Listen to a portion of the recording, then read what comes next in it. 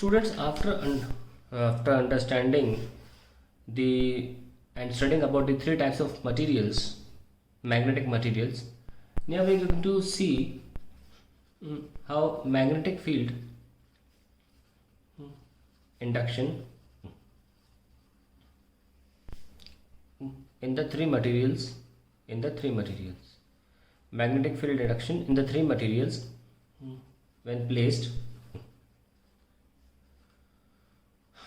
in external magnetic field.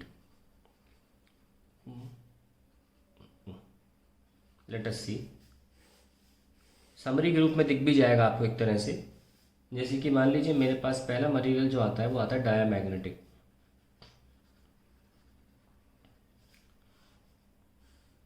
ये लीजिए। अब डायामैग्नेटिक में क्या होता है, जब मैं एक्सटर्नल फील्ड लगाता हूँ, लेट एक्सटर्नल फील्ड भी बी नॉट, और पूरे चैप्टर में हम बी नॉट को ही एक्सटर्नल फील्ड के रूप में यूज़ करेंगे, ठीक है, एक्सटर्नल मैग्नेटिक फील्ड। तो क्या होता है कि हमको पता है डायमैग्नेटिक में जो मैग्नेटिक मोमेंट होता है, जो एरो बनाते हो ना, एरो ये वाला साउथ और नॉर्थ, ये अप्लाइड मैग्नेटिक फील्ड के अपोजिट इंड्यूस होता है।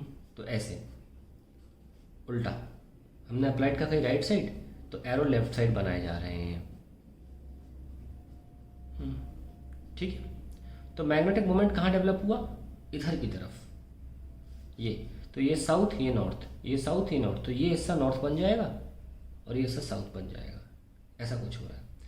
अब क्या, बाहर से तो हम एक्सटर्नल फील्ड बी नॉट दे रहे हैं और अंदर जनरेट हो रही है बी आई, इस तरफ अंदर की तरफ साउथ से नॉर्थ। तो ध्यान रखिएगा that the induced magnetic field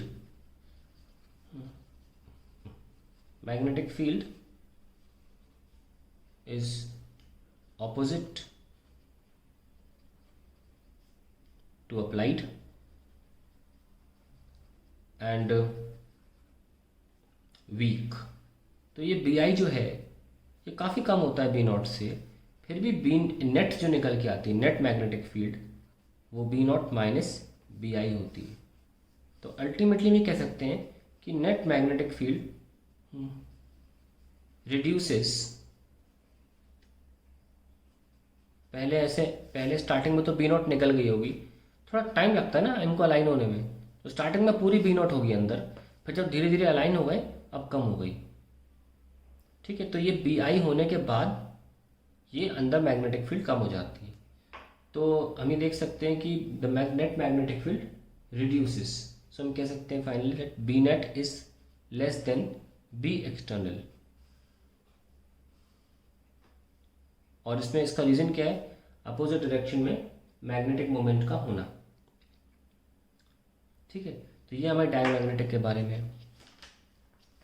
आगे बात करते हैं, एक और बात मैं आपको इसमें दिखा दूँ डायमैग्नेटिक मटेरियल का, अगर बिहेवियर ही देखना है तो इसकी लाइंस भी देखिए आप।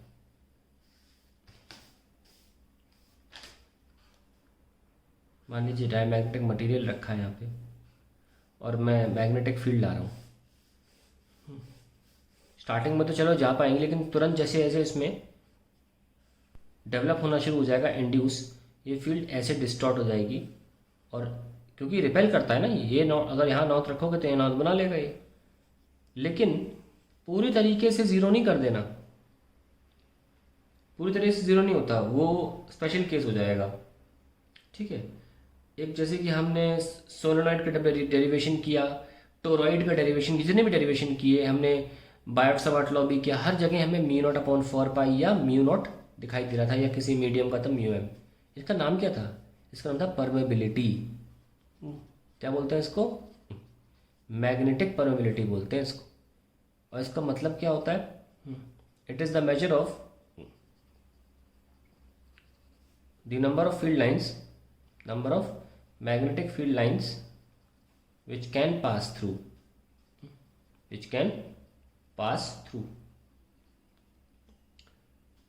तो ये हमारा जो पास थ्रू स्पेसिमेन बोल सकते हो, specimen that is the permeability, वो दिखाते हैं कि कितनी जा सकती है। तो जब इस मटेरियल की परमेबिलिटी ज़ीरो हो जाए ना, तब मत भेजना है इसमें कोई भी, तब नहीं भेजना है इसमें कोई भी फील्ड लाइन। लेकिन ऐसा होता नहीं है, ऐसा बहुत रेयरली होता है। और ऐसा होता है, जब होता है तो उन मटेरियल्स को सुपर कंडक्टर बोला जाता है। तो म्यू की वैल्यू जब ज़ीरो हो जाए तब आप कोई भी लाइन मत भेजिए। नॉर्मली वैसे क्या होता है, आप एक लाइन बना दीजिए, जो कि बोर्ड एग्जाम में बनानी होती है, एक लाइन बना दीजिए काफ़ी है। और जैसा कि रिपेल कर रहा है तो मैंने उस तरह से फूले फूले लाइंस बना दी है। तो ये आपके लिए डायग्राम बनता है फॉर अ डायमैग्नेटिक मटेरियल इस तरीके से। ठीक है, अब हम बात करते हैं पैरामैग्नेटिक की।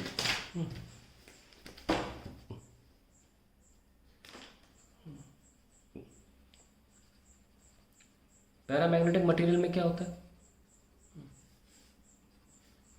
The magnetic moment is induced in the direction of applied magnetic field, in the direction of applied magnetic field। अब जैसे कि मान लीजिए ये हमारा स्पेसिमेन है और इसमें जिस डायरेक्शन में आप मैग्नेटिक फील्ड भेज रहे हो बी नॉट, उसी डायरेक्शन में अंदर भी इंड्यूस हो जाता है। तो बी नेट जो हो जाती है हमारी, that becomes B naught plus B I induced वाली। यानी कि हम ये कह सकते हैं कि जो हमारी नेट फील्ड है वो greater than externally applied field है। एक बात ध्यान रखें कि ये वो वाले इलेक्ट्रॉन्स हैं जो अनपेयर्ड थे, ये मत भूलना हमेशा। अनपेयर्ड इलेक्ट्रॉन्स की वजह से ही अलाइनमेंट जो उन इलेक्ट्रॉन्स का वो हो रहा है, मतलब वो गोल गोल घूमते हैं ना। एक करंट लूप का मतलब होता है एरो, ये भूल कभी मत भूलना। जब भी आप एरो देखो आप ये सोचो जो करंट जो इलेक्ट्रॉन है वो अपना ऑर्बिटल मोशन कर रहा है, तभी आप एरो देख पा रहे हो। चलिए अनपेयर्ड इलेक्ट्रॉन्स की वजह से है, लेकिन जो पेयर्ड है उनमें डायमैग्नेटिज्म चल रहा होता है। मैं कहता हूँ डायमैग्नेटिज्म जो है वो सारे मटेरियल्स में शो होता है। तो even though I am talking about paramagnetic materials, but diamagnetic materials क्या होते हैं जो पेयर्ड होते हैं वो भी चल रहा होता है, लेकिन उसका इफेक्ट बहुत कम होता है पैरामैग्नेटिज्म के, इसलिए उसके नामो निशान नहीं दिखते यहाँ पर हमको। तो हम क्या लिख सकते हैं कि डायमैग्नेटिज्म इज सुपरसीडेड बाय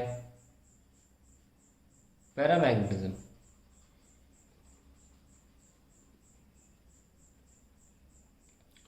और अगर हम इसका वो बनाना चाहें कि हम अगर स्पेसिमेन रखें और मैग्नेटिक फील्ड में रखें तो दो लाइन कैसे हो जाएंगी इसके अंदर से होके जाएंगी। ये सारी नहीं कह सकते क्योंकि इतना अच्छा मैग्नेट नहीं बनता, ऐसे जाएंगी। तो पैरा जो है सारी नहीं ले पाता, कुछ बाहर से भी निकालता हूँ, तो फेरो समझ लेंगे लोग। सारी नहीं निकाल पाता है, मैं सिर्फ 3 निकाली इसीलिए, कुछ अपनी तरफ खींच लेता है। तो ये पैरामैग्नेटिक मटेरियल हो गया। और इसमें हम ये कह सकते हैं कि some field lines pass through it. अब बारी आती है फेरोमैग्नेटिक मटेरियल की।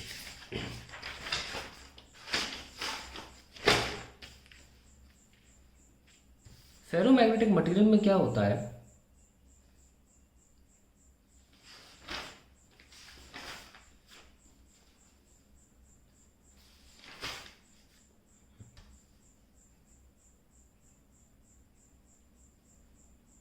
ना फेरोमैग्नेटिक मटेरियल में हमने देखा था कि डोमेन्स बन जाते हैं। डोमेन्स वो रीजन होते हैं जिनमें अलाइंड, ऑलरेडी अलाइंड डायपोल्स होते हैं। ऑलरेडी अलाइंड डायपोल्स होते हैं इसमें।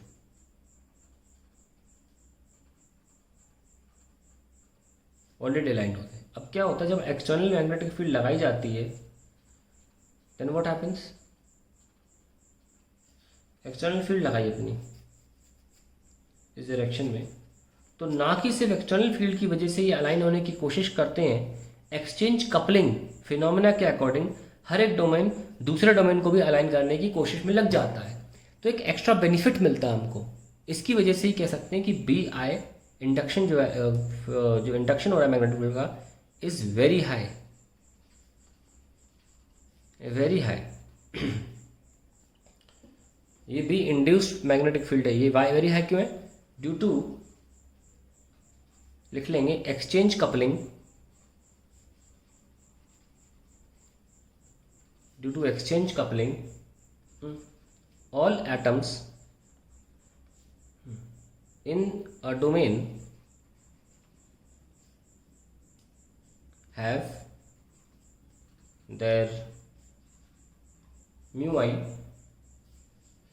which is the magnetic moment of one domain, aligned in same direction,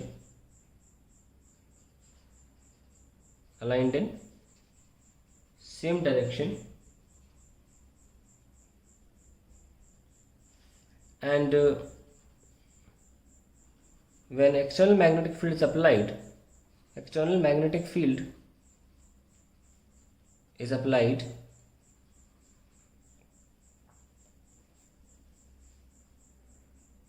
the individual domains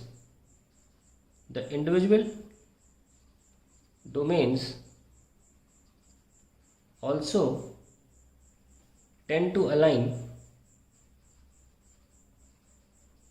other domains.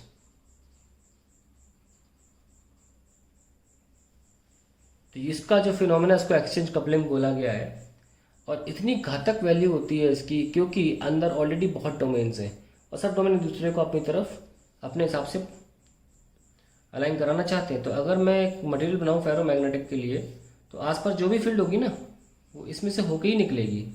ये पॉसिबल नहीं है कि नहीं निकले।